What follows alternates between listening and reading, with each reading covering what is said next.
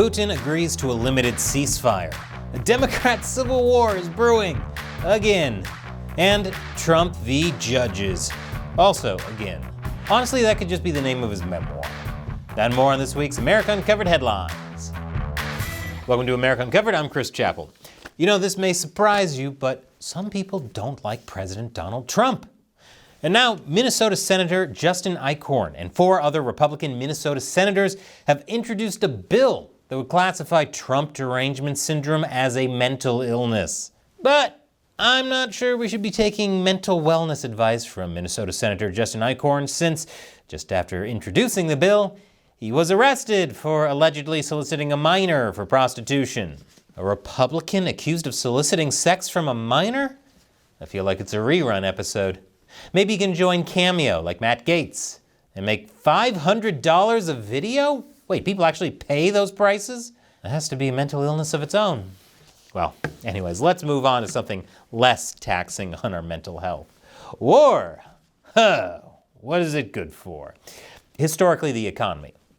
Houthi rebels in Yemen are saying U.S. strikes against them have killed at least 53. The Houthis launched 2 retaliatory attacks on the USS Harry S. Truman over what they're calling criminal aggression, and the attacks were devastating to the Houthis, as both attacks were unsuccessful. They missed by over 100 miles. That's like getting punched in the face, then shadowboxing across the street and yelling, "That'll show you." The Houthis also reportedly retaliated against the U.S. attacks by sending missiles towards Israel, leading the U.S. to say, "Israel, stay out of this." Trump said any further retaliation by the Houthis will be considered an attack from Iran, who's widely believed to be funding the Houthis, and they will suffer dire consequences. I'm sure this won't scare the Houthis, though. We may be facing a scenario where they'll shadowbox on the same side of the street as us, 2 blocks away. Speaking of wars, Russian President Vladimir Putin agreed to halt attacks on energy infrastructure. And Ukrainian President Volodymyr Zelenskyy backed the proposal as well. So we're one step closer to the ceasefire that Trump wanted. One teensy, tiny step, since both sides are still continuing their attacks despite the limited ceasefire. Hopefully this will last longer than Israel's ceasefire with Hamas. Who could have guessed that wouldn't have stuck? Besides, everyone, even vaguely familiar with the area over the past couple of centuries. Scaramucci lasted longer than the deal. But in better news, the White House has announced that egg and gas prices are finally dropping. A dozen eggs are now $3.10 cheaper since January 24th. First, that's a 47% decrease overall. So I think the American people do have great reason to be optimistic about this economy. Finally, I can enjoy my gasoline omelets again. It's all thanks to Trump's economic policy. Wow, I never knew that the president had the power to upturn market forces in the face of a bird flu epidemic. But many of you might be wondering, if egg prices are down, then why can't I feel the difference in my wallet? While wholesale prices of eggs dropped, grocery stores can choose to keep prices higher to recoup losses from prior weeks. But I'm sure once they recoup those losses, prices will go down, right?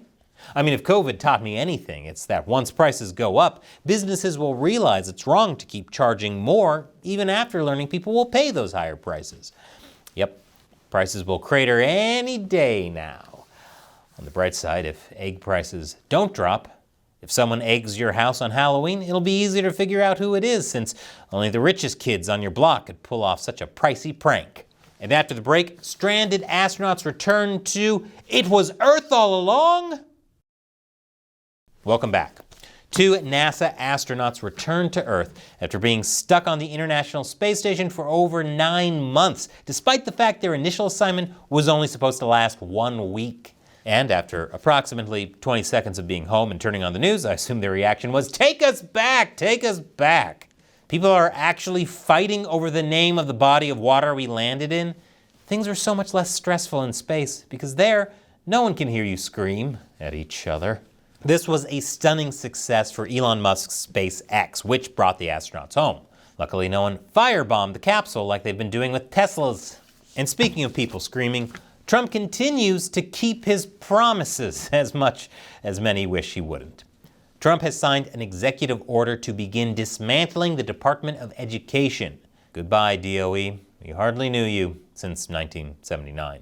And perhaps a fitting end was this post from Elon Musk, proving that the Department of Education at least didn't teach him how to spell.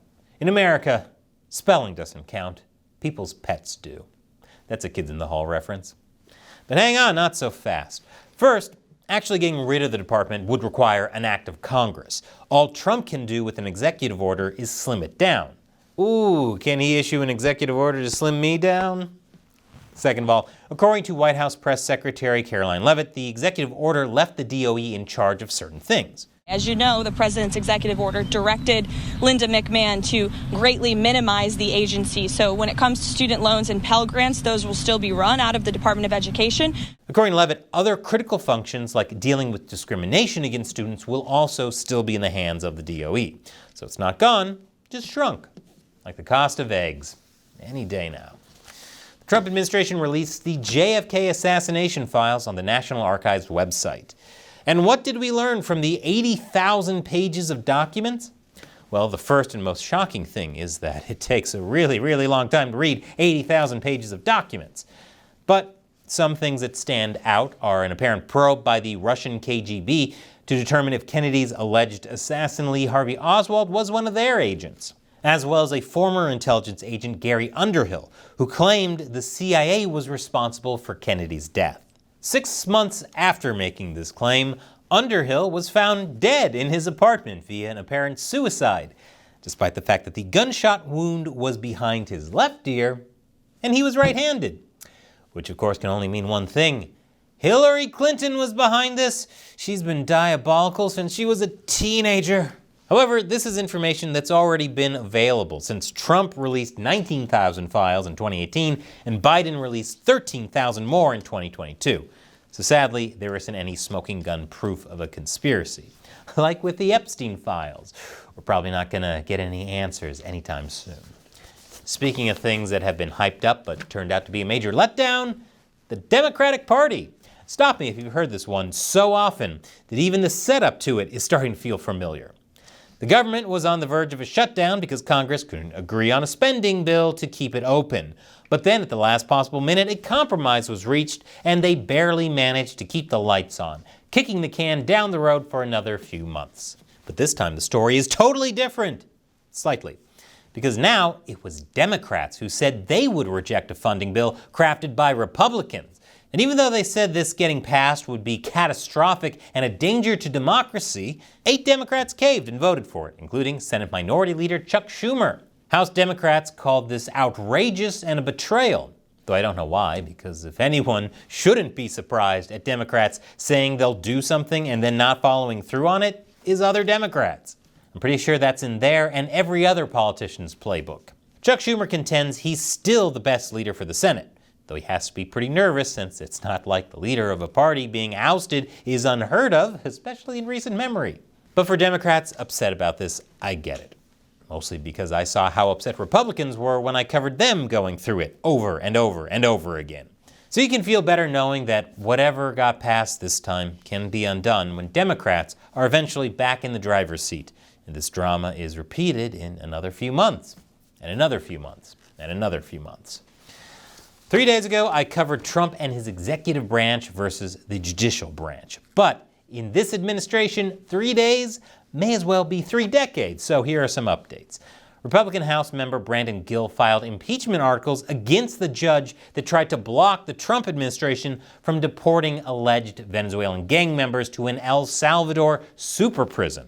Unsurprisingly, this move was supported by Elon Musk, who called it necessary. And Trump called the judge a radical left lunatic in a Truth Social post that was almost as long as the JFK files. Say what you want about Trump, but he's a prolific writer.